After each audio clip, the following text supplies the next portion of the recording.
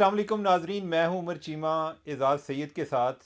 नाजरीन, आज के टाक शाक में हम बात करेंगे शाहिद हकान अब्बासी के रिज़ाइन के हवाले से और पाकिस्तान में मौरूसी सियासत का मुस्तकबिल।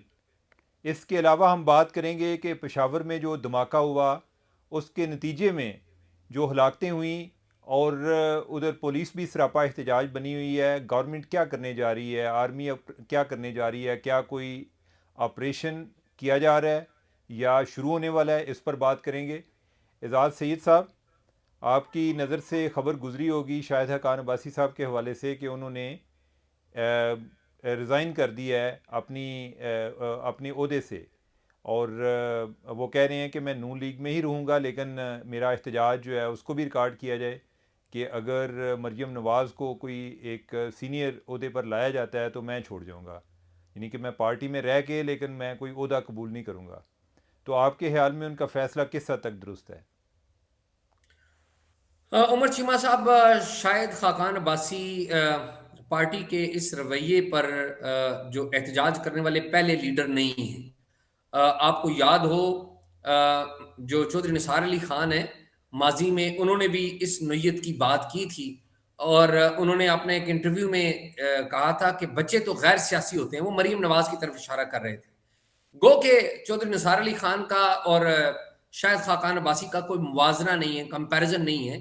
बहुत सारी उसकी वजूहतें हैं। चौधरी निसार अली खान साहब की जो नाराजगियां थी नून लीग से, उनकी ग्राउंड्स कुछ और थी और बाद में चौधरी साहब इस ग्राउंड को भी आगे लेके आए और वो ज्यादातर चौधरी साहब इसलिए नाराज हुए थे या दिल बर्दाश्ता हुए थे कि जब नवाज शरीफ साहब ने या शरीफ खानदान ने नवाज शरीफ साहब जब उनको अदालती तौर पर उनके ओहदे से बरतरफ किया तो उन्होंने शायद खाकान अब्बासी को चुना था बतौर वजीर आजम।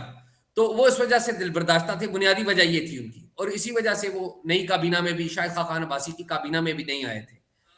अब शायद खाकान अब्बासी आए सामने और सवाल ये नहीं है कि वो उन्होंने रिजाइन कर दिया अपने ओहदे से। सवाल ये है कि उन्हें अपने ओहदे से रिजाइन करने की उनकी वजूहत क्या है। मेरी जहाँ तक इतलात है, पिछले दिनों किसी जर्नलिस्ट ने एक बात कही कि शायद खाकान अब्बासी एक्सटेंशन के हामी थे। ये बात दुरुस्त है कि वो एक्सटेंशन के हामी थे, लेकिन वो किसके लिए एक्सटेंशन चाह रहे थे? उनका जाती कोई फायदा था एक्सटेंशन का? वो जो उनका मौकफ था, मैं इस मौकफ से इत्तेफाक नहीं करता हूँ, लेकिन वो तो पार्टी के लिए ही जा रहे थे। वो ये सोच रहे थे कि शायद पार्टी के लिए मुश्किलात हो सकती है, तो उन्होंने एक राय दी थी कि बेशक तोसी कर दें। अगर उमर चीमा आपको याद हो, मेरी और आपकी एक मुलाकात हुई थी। तो मैं ये चाहता हूं कि वो मेरी जो आपकी मुलाकात शायद खाकान बासित से हुई थी और उसमें एक्सटेंशन वाला एक मामला था। अब मैं चाहता हूं वो जरा वाकया सुनाए, फिर मैं बात को आगे बढ़ाता हूं। एजाज़, वो वाक़या जो है वो तो जनरल रहील शरीफ के बारे में था और उस टाइम असल में बात इस तरह शुरू हुई थी कि जो मरियम औरंगज़ेब भी थी उधर और उन्होंने इज़राए मजाक ये बात की कि उमर चीमा ने हमारा बेड़ा गर्क किया है। वो पनामा के हवाले से बात कर रही थी। तो शायद हकान वाइस साहब ने कहा, उन्होंने कहा कि नहीं, ये उमर चीमा का कसूर नहीं है, असल में वजह कोई और थी। तो इस पर बात होती रही। मेरा ये एक इसरार था जी कि कोई एक वजह नहीं होती, बहुत सारी वजूहत होती हैं। तो वो कह रहे थे नहीं, कोई एक वजह बताएं। तो हमने कहा जी फिर वो आप ही बता दें। तो उन्होंने कहा कि जनरल रहील शरीफ जो हैं उन्होंने मियाँ नवाज शरीफ को कहा था कि मुझे एक्सटेंशन दे दें और मैं, अगर आप मुझे एक्सटेंशन दे देंगे तो पनामा लीक जो है वो भी मामला ख़त्म हो जाएगा, पनामा पेपर्स वाला, और डॉन लीक का मामला जो है वो भी ख़त्म हो जाएगा। तो अब्बासी साहब ने इस बात को दोबारा से एम्फसाइज इस तरह किया, उन्होंने कहा जी कि उन्होंने कोई मैसेज नहीं दिया था कि मुझे एक्सटेंशन दे दें। उन्होंने ख़ुद मियाँ नवाज शरीफ से बात की थी और मियाँ नवाज शरीफ ने इसकी मुखालफत की थी और मज़ीद उन्होंने ये कहा कि कोई हमारी पार्टी में कोई ऐसा कोई हार्डलाइनर नहीं था कि जो कि जी कि हमने एक्सटेंशन नहीं देनी, आज अगर कोई बनता है तो उसको मेरे सामने ले आएँ। ये मियाँ नवाज शरीफ का पॉइंट था कि उन्होंने आर्मी चीफ को एक्सटेंशन नहीं देनी। ये बात हुई थी। बिल्कुल। तो एक तो ये उन पे ये इल्ज़ाम एक ऐसे मौके पे उन पे लगाया गया है कि जिस तरह उनको ब्लैक पेंट किया जाए, उनको ये साबित किया जाए कि ये बहुत गंदे आदमी हैं, ये तो एक्सटेंशन चाहते थे। हालाँकि वो अपनी पार्टी की के खैरख़्वाह थे, थ्रू आउट खैरख़्वाह रहे हैं, अभी भी हैं। और मैं आपको एक और उमर वाक़या बात बता दूँ, ये उस महफ़िल के शरीक एक रहनुमा ने मुझे सुनाया था कि जब मियाँ नवाज़ शरीफ को सुप्रीम कोर्ट ने बर्तरफ़ करने का ऐलान किया और कहा कि आप अपने ओहदे से बर्तरफ़ हो जाएँ, नाअहल करार दिया जब, तो उस शाम को वज़ीर-ए-आज़म हाउस में एक मीटिंग हुई थी, जिसमें चौधरी निसार अली खान भी थे, परवेज़ रशीद थे, ख्वाजा आसिफ थे, ख्वाजा साद रफ़ीक थे, फवाद हसन फवाद जो प्रिंसिपल सेक्रेटरी थे वो थे, और भी बहुत सारे लोग थे। काफ़ी एक लंबा एक काफ़ी बड़े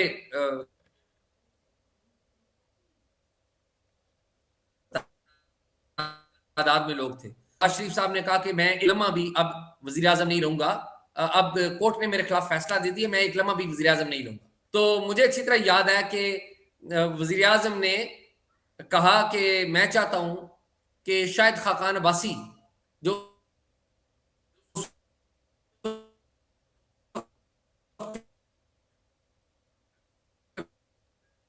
वज़ीर-ए-आज़म है, शायद नवाज़ शरीफ, उन्होंने कहा कि शायद पे इनकार कर दिया है। मैंने तो कभी ज़िंदगी में सोचा भी नहीं है और मैं ये ओहदा नहीं लूँगा। फिर बाकी लोगों ने इनको मनाया, शाहिद खाकान अब्बासी को, और ये फिर वज़ीर-ए-आज़म बने। तो मैं आपको बता रहा हूँ कि इनका लेवल ऑफ लॉयल्टी ये था। और दूसरी काम ये है कि इस तरह के जो लोग हैं वो पार्टियों में कम-कम पाए जाते हैं। जी, उमर। एजाज असल में बात मेरे ख्याल है इससे भी बड़ी है। बात यह है कि लॉयल्टी का इशू नहीं है। एक तो जो क़यादत लेवल पे जो बात होती है, क़यादत ये समझती है कि हम अगर किसी के साथ कंप्रोमाइज़ करें, नेगोशिएट करें, दूसरों को पूछने का हक़ नहीं है, हम जिससे भी राब्ते में रहें। अगर कोई उसके अलावा कोई राब्ते में है या कोई उसने हमसे इख्तलाफ भी किया है तो वो लॉयल्टी में नहीं आता।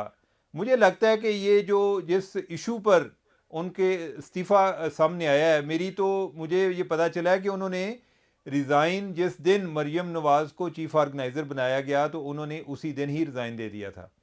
अब यह है कि अगर हम इस कॉन्टेक्स्ट में देखें तो ये बड़े अफसोस की बात है कि जिनको हम जमहूरियत के अलमबरदार समझते हैं, ये अपने लेवल पर जिनको ये बुरा कह रहे होते हैं, मसलन जनरल मुशर्रफ को आमर कह रहे होंगे, लेकिन अपनी पार्टी में आमरीत को कायम रखना चाहते हैं। ये नहीं चाहते कि जो क़यादत है वो हमारे घर से बाहर किसी और को मिले। तो उससे एक जो बाकी पार्टी के लोग हैं जिनका एक अपना कद है, जिनकी एक अपनी मॉरल वॉइस है, वो उनको भी एक कम मायगी का भी एहसास होता है। और मियाँ नवाज शरीफ ने जो काम किया उन्होंने किसी को पूछना भी गवारा नहीं किया। उन्होंने इसको एक शरीफ लिमिटेड पार्टी समझते हुए कि ये चूंकि हमारी पार्टी है और ये बाकी तो सारे इसी तरह के कीड़े मकोड़े हैं, इनको पूछ के क्या करना है, मैं जो फैसला करूंगा या जो मेरी दानिश है उसका वो अनचैलेंज्ड है और वो अनचैलेंज रहेगी। तो एजाज़ ये हमारी सारी पार्टियों का मसला है कि इनके लिए जमहूरियत ताकत का हसूल है, इससे ज़्यादा ये जमहूरियत नहीं चाहते। और अगर आप ये देख लें कि लोकल बॉडीज़ के इलेक्शन पे भी हमने कई दफ़ा बात की है कि ये क्यों नहीं चाहते कि एक आम आदमी को जमहूरियत के बारे में एहसास हो। ये अक्सर मेरे ज़हन में सवाल पहले भी आता रहा है कि हम ये जो एक कॉन्सेप्ट है कि जमहूरियत क्या होती है, हम आम आदमी को क्यों नहीं समझा सकते। तो उसकी वजह यह है कि उस एक आम आदमी तक जमहूरियत पहुंचती नहीं है, वो उसको फील ही नहीं कर पाता। तो ये इन लोगों के लिए भी जमहूरियत ये है कि अगर पीएमएलएन की गवर्नमेंट आ गई और मियाँ नवाज शरीफ जो हैं वो पावर में हैं तो ये जमहूरियत है। अगर पीपल्स पार्टी गवर्नमेंट में आ गई और बिलावल भुट्टो या आसिफ जरदारी जो हैं वो पावर में हैं तो वो जमहूरियत है। इमरान खान के लिए सियासी सूबाई असम्बलियाँ भी मैटर नहीं करती हैं, उसके लिए भी ये है कि जब तक वो खुद वज़ीर आज़म नहीं बनते जमहूरियत इस पाकिस्तान में नहीं चल सकती।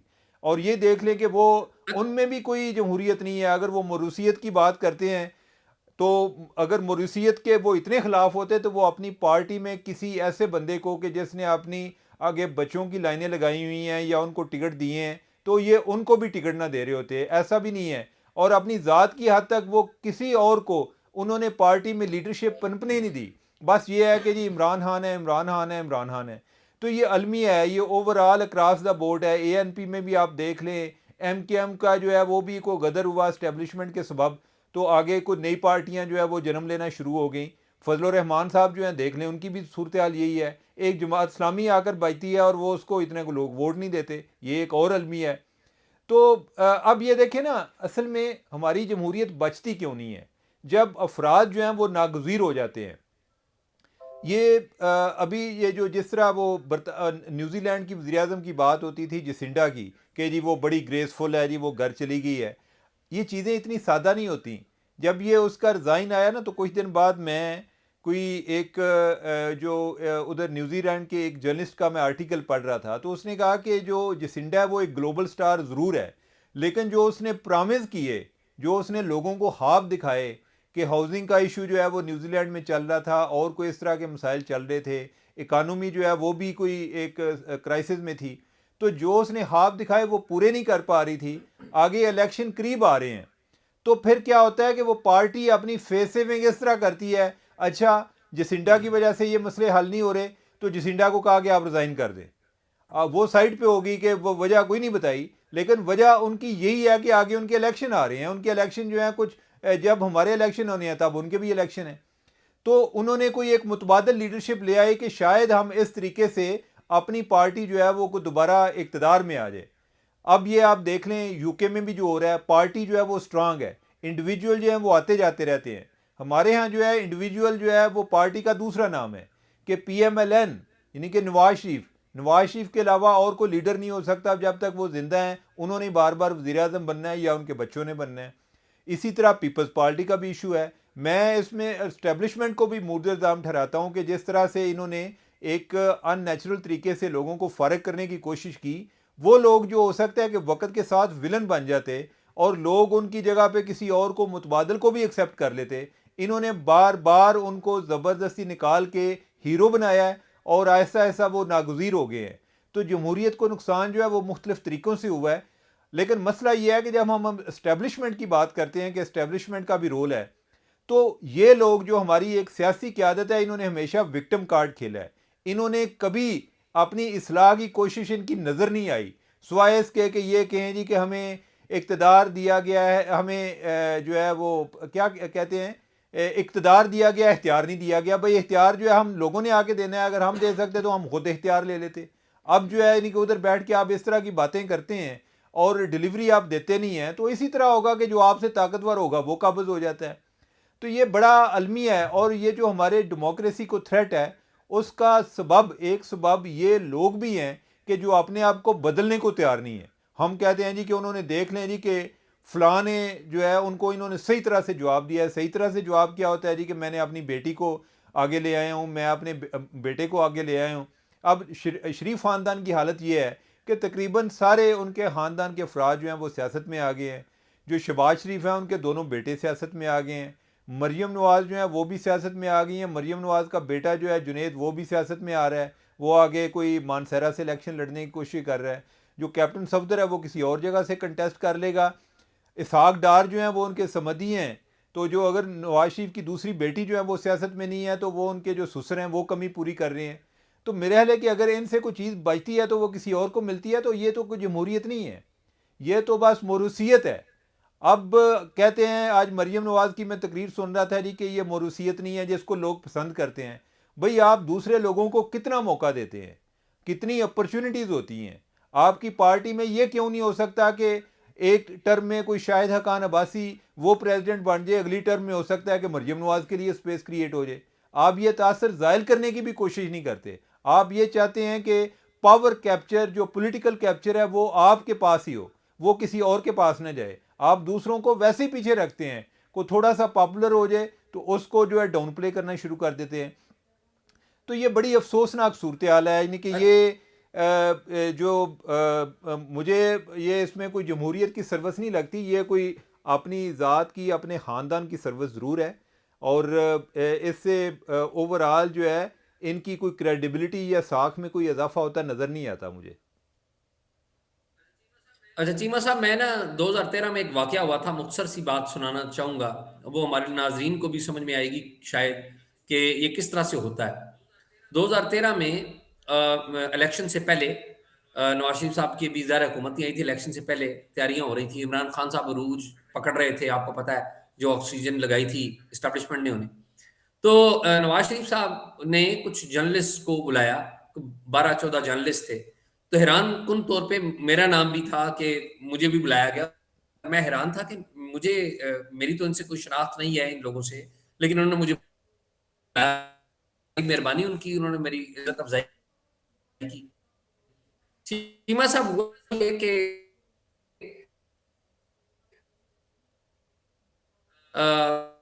ये एहसन इकबाल थे, पार्टी के कुछ और लीडर्स थे। तो नवाज शरीफ साहब ने गुफ्तगू का आगाज़ किया और जितने भी जो जर्नलिस्ट आए थे उनसे कहा कि आप मुझे मशवरा दें, मैं क्या करूँ? तो वो सारे जो जर्नलिस्ट थे इंस्टेड के वो कुछ सवाल जवाब करते, तो उन्होंने ये इन कै मतलब यहाँ पर कैमरे नहीं लगे हुए, तो उन्होंने राय देनी थी। वो मामला चलते-चलते मेरे पास आया, तो मैंने कहा जी मैं तो जर्नलिस्ट हूँ, मैं आपको कोई मशवरा नहीं दे सकता। मेरा एक सवाल समझ लें, उसे मशवरा समझ लें, मुझे जवाब ज़रूर दें। तो मैंने उन्हें कहा कि मैंने कहा जी आपका मुकाबला इमरान खान साहब से है। तो इमरान खान साहब तो कहते हैं कि मरूसी सियासत नहीं होनी चाहिए। आप भी बेटी को आगे ले आ रहे हैं, तो आप ये क्या मुनासिब बात है कि इस तरह बेटी को आना चाहिए आपकी। गो कि मरियम ने बाद में एक पॉपुलैरिटी पकड़ी, लेकिन एट दैट टाइम मरियम कहीं भी नहीं थी। लेकिन मरियम के आने की खबरें थी। तो जब मैंने ये बात कही तो मियाँ साहब विज़िबली नाराज़ हो गए। गुस्से में आ गए जिसे कहते हैं। मियाँ साहब की नाराज़गी है ना, वो भी वाज़ेह हो जाती है। तो मियाँ साहब ने कहा कि देखिए जी, एक अखबार का जो मालिक है वो भी अपने बेटे को अखबार देता है, एक बिज़नेस का मालिक है वो भी अपने बेटे को बिज़नेस देता है। तो मैंने मियाँ साहब को कहा, मैंने कहा मियाँ साहब क्या आपकी सियासत बिज़नेस है?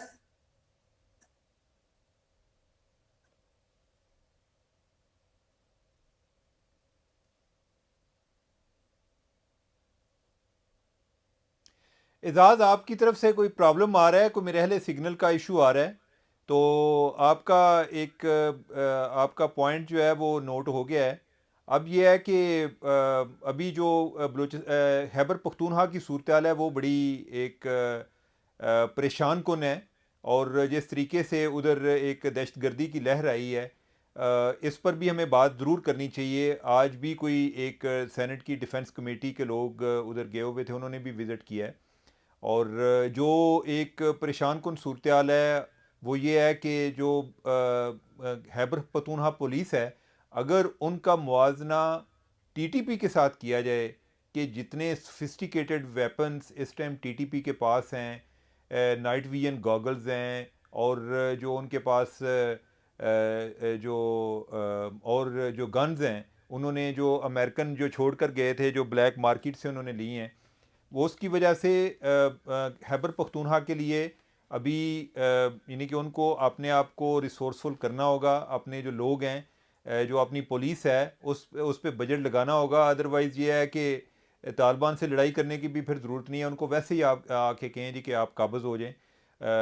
अदरवाइज़ ये है कि आप उनके लिए एक बजट बनाएं, आप उनको जो एक वेपन है वो प्रोवाइड करें। आज उधर पुलिस ने एहतजाज भी किया है, जो कि बड़ी एक परेशान कुन सूरत हाल है। तो ये वाला मामला जो है पता नहीं कब तक चलेगा, लेकिन अगर हमारी पॉलिटिकल विल नहीं होगी तो ये मामलात दहशतगर्दी के ख़िलाफ़ हम नहीं लड़ सकते, और पॉलिटिकल विल मौजूद नहीं है, ये बड़ी बुरी ख़बर है। और उसका आप अंदाज़ा ये लगा लें कि ना इमरान खान उसकी ज़िम्मेदारी लेने की कोशिश कर रहे हैं, और जो हुकूमत वक्त है वो इमरान खान पर बात डाल रही है। बस हमारे यहाँ इधर ब्लेम गेम चलती है। या ये हो गया जी कि वो जी अफ़गानिस्तान में जब जनरल ज़िया के दौर से शुरू हुआ था, भाई जिस दौर से शुरू हुआ था अब आपने निकलना इससे कैसे है, ये चीज़ अहम है। और उसका हम तदारक करने के लिए तैयार नहीं है। गलतियाँ दोनों तरफ से हुई हैं, और उन पर कोई जो है मुदावा क्या है, यानी कि उस पर कोई बात नहीं होती। तो न जाने हम क्या इसी तरह आपस में लड़ते रहेंगे, और इस लड़ने का जो नुकसान है वो पाकिस्तान को होगा, रियासत को होगा, आवाम को होगा। और इसका जो फ़ायदा है वो तालिबान को होगा।